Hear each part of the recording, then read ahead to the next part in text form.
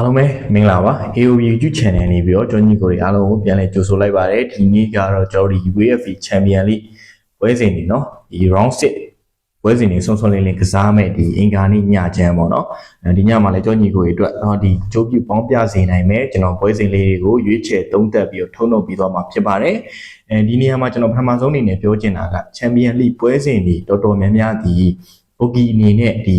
ဂျေးမန်ဈေးမန်တွေပဲဖွင့်ပေးလေးရှိပါတယ်များသောအားဖြင့်ဂျေးမန်ဈေးမန်တွေဖွင့်ပေးလေးရှိပါတယ်အသင်းတွေတော်တော်များများကလည်းဒီတကယ်ကန်ကြတာများပါတယ်ချန်ပီယံလိပွဲစဉ်တွေဒါညီကိုတွေကိုပထမဆုံးအနေနဲ့ဒ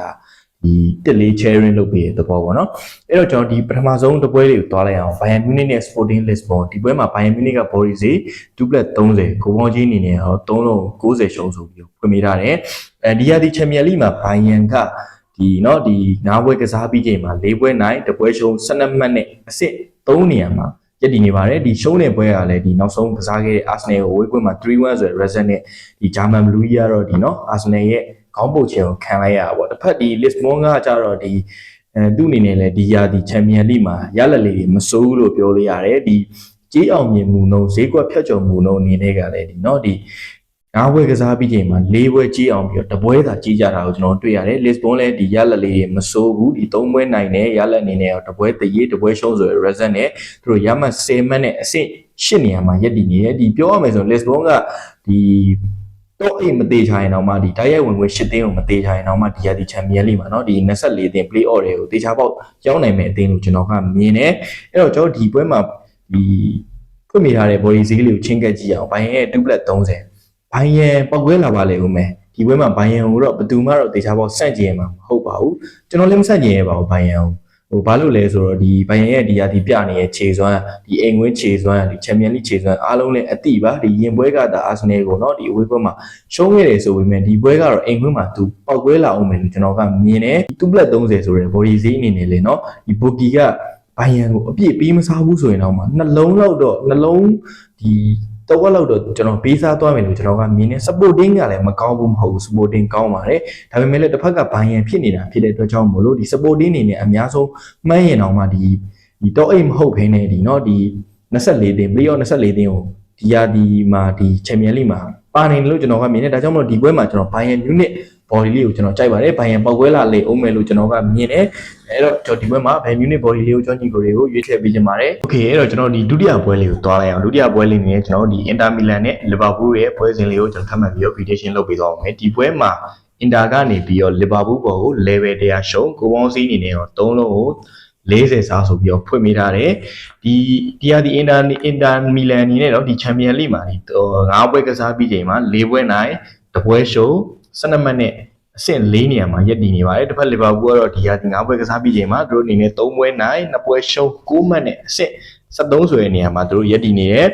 နှစ်သင်းလုံးကတော့ဒီဂျေးအောင်မြင်မှု no rate မှာသိပ်ပြီးတော့เนาะဒီထူးမခြားနာဒီရမ်းမကွာဘူးဆိုပေမဲ့ကျွန်တော်ဒီပွဲမှာကျွန်တော် Liverpool ကိုစန့်ကျင်တဲ့ဒီတစ်ချက်သေးသောအချက်ကြောင့်မလို့ကျွန်တော် Liverpool ကိုဒီညမှာကျွန်တော်စန့်ကျင်ပါမယ်ဘာလို့လဲဆိုတော့ Liverpool မှာလက်ရှိဖြစ်ပျက်နေတဲ့အခြေအနေတွေပြဿနာတွေကျော်ညီကိုတွေအားလုံးလည်းတည်ပြီးဖြစ်မှာပါဒီမိုဟာမက်ဆာလာနဲ့ဒီအာနီစလိုရဲ့အကြားမှာဒီယင်တနီးကဒီပြဿနာတွေတက်လိုက်တယ်ဒီလူတိရှင်ကြားဒီ public ထီကိုထုတ်ပြောတဲ့ပြဿနာတွေဖြစ်တယ်ဒီဝယ်လဲခန်းထီပါ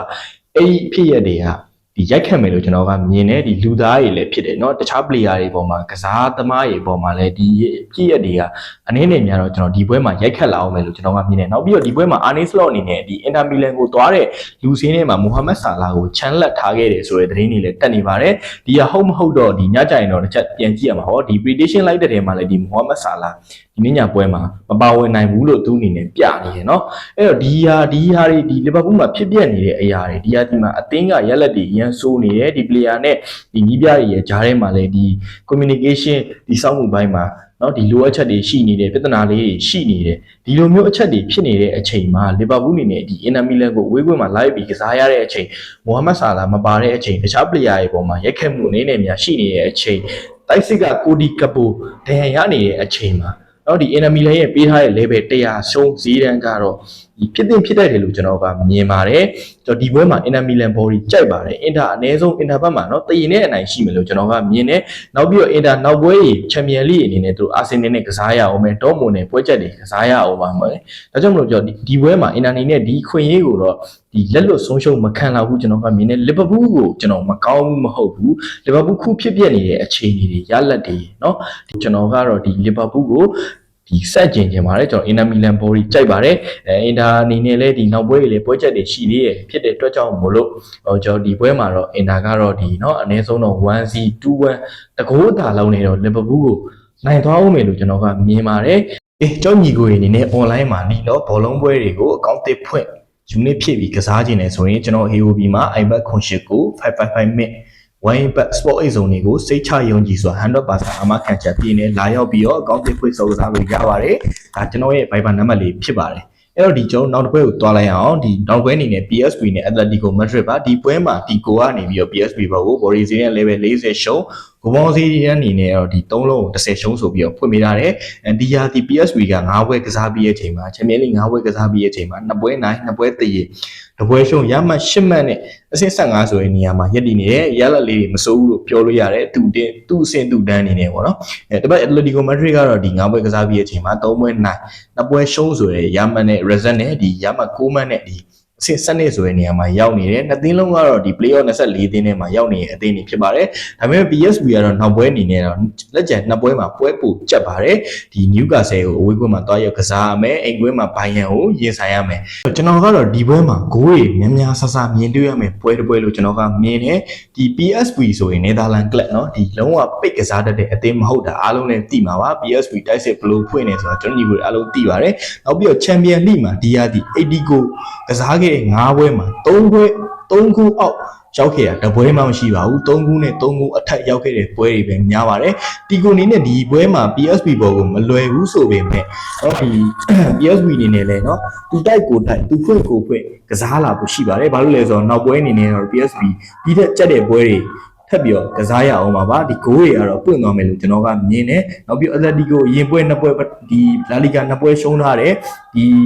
PSV တိုက်စစ်ကလည်း Liverpool Anfield မှာ၄ခုသွင်းထားတဲ့တိုက်စစ်ဖြစ်တဲ့အတွက်ကြောင့်မို့လို့ကျွန်တော်ကဒီပွဲမှာအနည်းဆုံးတော့3ခုတော့ရောက်လိမ့်မယ်လို့ကျွန်တော်ကမြင်တယ်ဒီပွဲကိုကျွန်တော်အနေနဲ့ကတော့ကျွန်ညီကိုတွေကိုဂိုးဘော်လေးကိုရွေးချယ်ပေးခြင်းပါတယ်အဲ့တော့နောက်ဆုံးပွဲလေးအနေနဲ့တော့ကျွန်တော်မိုနာကိုနဲ့ဂလာတာဆာရီဖြစ်ပါတယ်ဒီပွဲမှာမိုနာကိုကနေပြီးတော့ဘော်ရီစိတ် level 60ရှုံးကိုပေါင်းစည်းအနေနဲ့တော့3လုံးကို15ပြားရှုံးဆိုပြီးတော့ဖွင့်ပေးထားတယ်ဒီဟာဒီချန်ပီယံလိမှာမိုနာကိုအနေနဲ့9ပွဲကစားပြီးတဲ့အချိန်မှာတပွဲနိုင်3ပွဲတည်တပွဲရှုံးရမှ6မှတ်နဲ့အဆင့်23ဆိုရင်နေအောင်ရောက်နေပါတယ်။နောက်ဂလာတာဆာရီကတော့ဒီ9ပွဲကစားပြီးတဲ့အချိန်မှာ3ပွဲနိုင်2ပွဲရှုံးရမှ9မှတ်နဲ့အဆင့်14ဆိုရင်နေအောင်ရောက်နေပါတယ်။မိုနာကိုနီနဲ့ဒီ playoff 24သင်းနဲ့ဝင်ရင်တော့အိမ်ကွင်းမှာရုံးမှာရမှာပါ။တစ်ဖက်ဂလာတာဆာရီကတော့ကျွန်တော်ညီကိုတွေတည့်ရတယ်အားလုံးတည့်ရတယ်ချေယူပါအိမ်ကွင်းမှာလည်းရှုံးရင်ရှုံးတယ်အဝေးကွင်းမှာလည်းမထင်မှတ်ပဲနဲ့လည်းနိုင်တယ်အတင်းမှာ Turkey club တွေကများသောအားဖြင့်တော့ချေယူတွေများပါတယ်။ဒီ league အဆင့်တန်းရမိုနာကိုကပို့ပြီးတော့တာတယ်ဆိုပေမဲ့လို့လူစင်းစုဖွဲ့မှုအပိုင်းမှာကတော့ဂလာတာဆာရီကပူတာနေတဲ့အချက်တွေရှိပါတယ်ဒီပွဲမှာတော့ဒီနှစ်သင်းလုံးကတော့အမှတ်လိုနေတဲ့အသင်းတွေနောက်ထပ်သူတို့နှစ်သင်းရင်ဆိုင်ရမယ့်အသင်းတွေကလည်းအသင်းကြီးတွေနဲ့ချန်ပီယံလိမှာပွဲချက်တွေဖြစ်တဲ့အတွက်ကြောင့်မို့လို့နှစ်သင်းလုံးကတော့ဒီအနိုင်ရရှိရေးဒီဂလာတာဆာရီအနေနဲ့ကတော့ဒီမရှုံးရေးပေါ့နော်သူအနေနဲ့ skewer ဖြစ်တဲ့ဒီ top 8ထဲကို skewer မဖြစ်ရင်တော့မှဒီနော် playoff 24သင်းနဲ့ဝင်နေပြီဖြစ်တယ်မိုနာကိုအနေနဲ့ကတော့ဒီဖောင်ဖြတ်ပြီးတော့ကစားရမှာပါနောက်ပြီးတော့ကျွန်တော်မိုနာကိုဆော့တဲ့ပွဲလေးလေကျွန်တော်မြင်မှုရတယ်ဒီတိုက်စစ်အာတန်အသင်းဒီလီဂူ1ကလပ်ကတိုက်စစ်အာတန်အသင်းဖြစ်ပါတယ်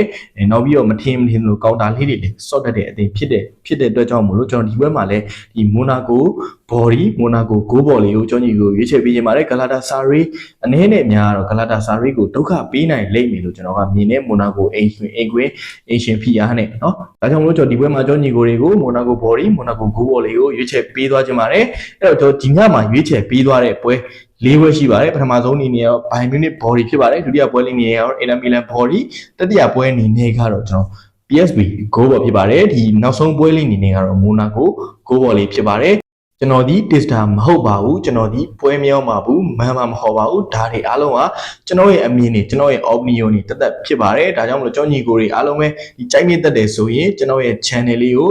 YouTube channel လေးကို like and subscribe လေးလုပ်ပေးသွားကြဖို့ကျွန်တော်မြစ်တိုက်ခံနေပါတယ်ကျွန်တော်ရဲ့ Telegram channel မှာဒီနေ့ညမှာနောက်ထပ်เนาะအကြိုက်ဆုံးပွဲလေးတွေကိုဒီထက်ထပ်မံရွေးထုတ်ပြီးတော့တင်ဆက်သွားမှာပါဒါကြောင့်မလို့ကျွန်တော် Telegram channel လေးကိုလည်း join သွားကြဖို့မမေ့ပါနဲ့ Telegram channel link လေးကိုကျွန်တော် comment မှာပေးနေထားပေးထားပါမယ်အားလုံးပဲအဆင်ပြေကြပါစေဗျ